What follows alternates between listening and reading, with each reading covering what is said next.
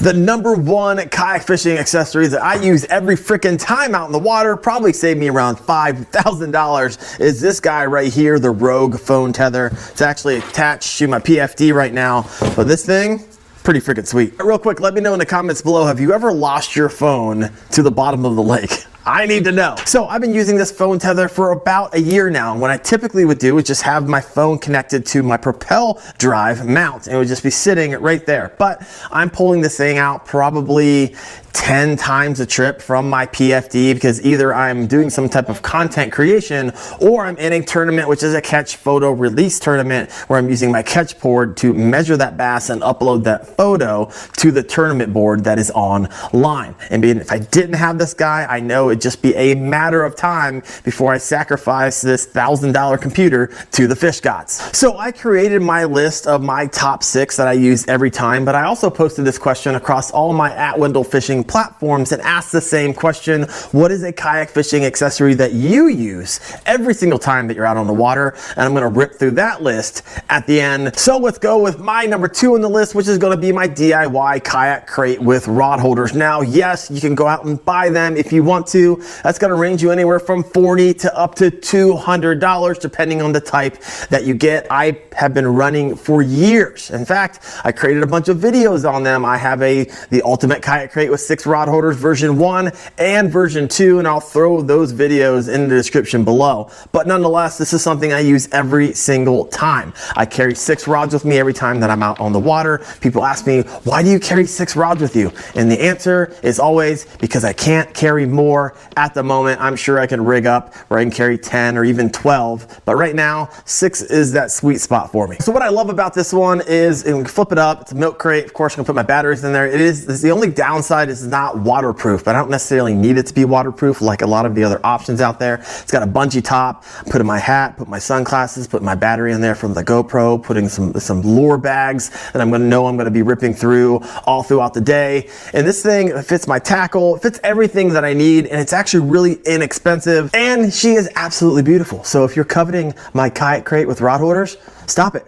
She's mine. Go get your own. You can make your own. I have a video just topped over 104,000 views, how to make the ultimate kayak crate with 6 rod holders, and you can do that. Actually, I'll throw the video at the end into the description. Let's move on to #3. So I currently own 4 kayaks right now. I have my Bonafide P127, my Native Slayer Propel 10, which I'm selling, my Wilderness Systems Inflatable IATAK, and my Sun Dolphin Aruba 10. Yes, you heard me correctly. Sun Dolphin. And although I don't need this next accessory for my Sun Dolphin, it is something that I use every single time out on the water, because I need a way in order to get my heavy kayaks to and from the water. So if you're not going to trailer it or just simply back your truck up down to the boat ramp, you're gonna need something to get your kayak to and from the water. So you're gonna need a kayak cart, or something that I highly recommend, which is gonna be your Native sidekicks. So quick disclaimer, this is actually what it says on the Native website. It says, optional upgrade that fits all Propel models except the LT and the Manta Ray. Now please note, the maximum added weight to the boat is 50 pounds. So 50 pounds in additional gear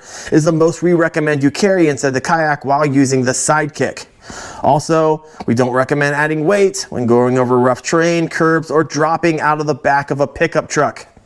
It's pretty specific there, Native. Also, if you don't go with the Native sidekicks, I believe Boondocks has the Groovy landing gear, and I think it can hold up to 180 pounds. Now, here's the thing. Some kayaks are made to have landing gear. I mean, it hooks into the gear tracks behind your seat, and if you have a light kayak, this might be an excellent option for you. However, I've actually seen it where people who have heavy kayaks will actually rip this out of their gear track. The gear track will actually bend out because there is so much weight to it. So you're gonna have to use your own wisdom and judgment if you're going to use it on your kayak, depending on how heavy it is. So what I love about the sidekicks versus the kayak carts are kind of a pain in the rear. You got to pull them up, you got to have the kickstands down, you got to kind of flip your kayak over. When you get down there, you got to take them apart or walk them back up to your car. It's a pain in the rear. What I love about the Native sidekicks is simply put them down, roll your kayak to the water, flip them up, you're good to go. Don't have to take anything apart. Don't have to walk anything back up to your car. You're off and fishing. And then when you come back to the water, just reverse. Kind of pricey? Yes, you're gonna have some sticker shock. But after that sticker shock, man, in my opinion, if you can swing the cost on these bad boys,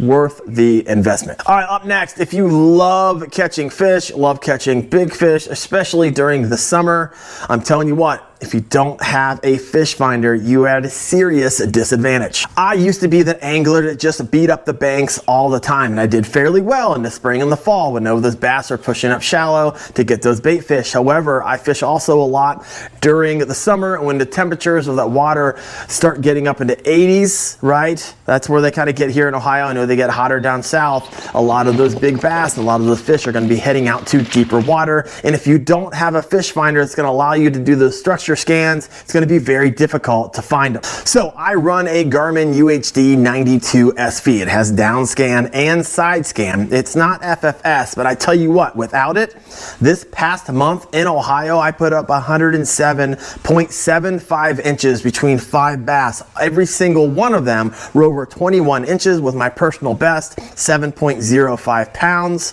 22.75 inches. In Ohio, those are freaking donkeys. And I tell you what, I would not have been able to find them if it wasn't for my Garmin UHD 92 SV fish finder. So where I'm finding them is in 7, 10, 15 feet of water. I'm using my side scan and I'm shooting it out 100 feet on both sides, and I'm identifying that structure that would have otherwise been unavailable to me if I didn't have that visibility underneath the water. So I wouldn't have been able to hook up my swim jig, send it out to those underwater stumps, underwater structure, and catch the bigs if it wasn't for a fish finder. Guys, if you want to elevate your fishing game and you're really into it and you don't have a fish finder, which I've done polls on this in the past, 50% of you don't use one, I would highly recommend dialing in a fish finder that fits your needs. Now I get it, they're expensive. If you can't swing it, just get out there and enjoy it.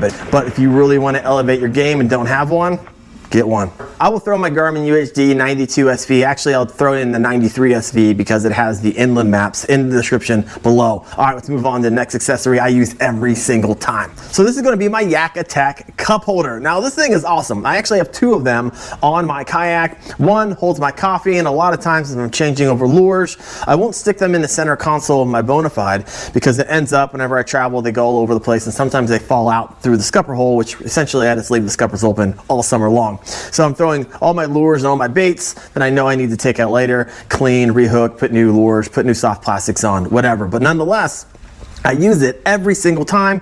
The other one holds my marker buoy, user friendly. I love just having something there that holds lures, holds my coffee, holds my sodas, holds my Nosses. These things are delicious, by the way, and addicting. I really need to stop drinking them. Don't tell my wife. All right, the next accessory that I use every single time, and I don't really view it as much as an accessory as I do a necessity. This is gonna be my NRS Raku. Now, for the longest time, before I did videos, I would not wear my PFD. I just thought they were bulky and uncomfortable. And so what helped me in my mind is viewing it as an accessory. And so this is gonna hold a lot of the things I'm using all of the time. It's gonna hold my NRS safety knife, which I've used, by the way. So always nice to have that. I'm gonna have my booms, pliers right here tethered on because these things fall out all the time.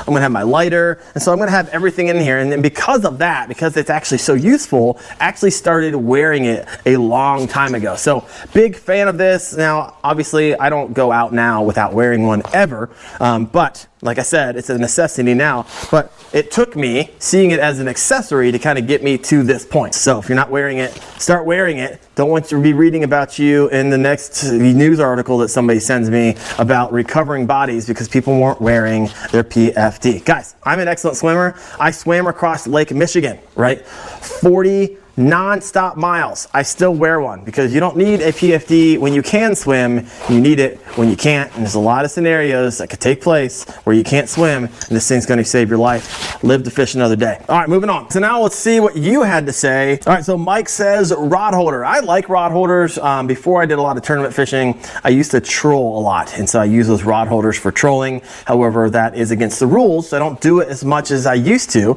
However, I can get it. Rod holders are really nice depending on your kayak kayak. Some of them are built in, some of them are not. All right, Jim said anchor trolley. I don't know a whole lot about anchor trolleys, to be honest with you. I don't use them a lot. I know a lot of people will. River fishing, kind of maneuver themselves. I have an NK180 motor. I do a lot of lake fishing. I'm a pedal drive, so I'm constantly on the move. Tyler actually said a magnetic bull. All right, that's pretty cool. I have one in my like workbench, but I can kind of get it. Your lures, you kind of throw it in there. Maybe your hooks, keeping things nice and organized so they don't fall over the bottom of your kayak. All right, interesting. You don't hear that one too often. Joe said coffee, my man. Tell me what? Coffee every single time. I missed one. Nice catch. Scott said rod stagers. Now I have rod stagers, but I typically just have all my rods behind me, but I could definitely see, especially there's a lot of places I fish that I go under low bridges, and so I always have to put all my rods down. Having rod stagers would be really nice. I had 3D Yak print me out some, and so I just got to start using them. Josh says a dry box. Okay, interesting. I have a dry bag, but I don't have a dry box. Gigi says pliers. That makes a whole lot of sense to me, especially if you fish a lot of treble hooks. Don't try to mess around a whole lot.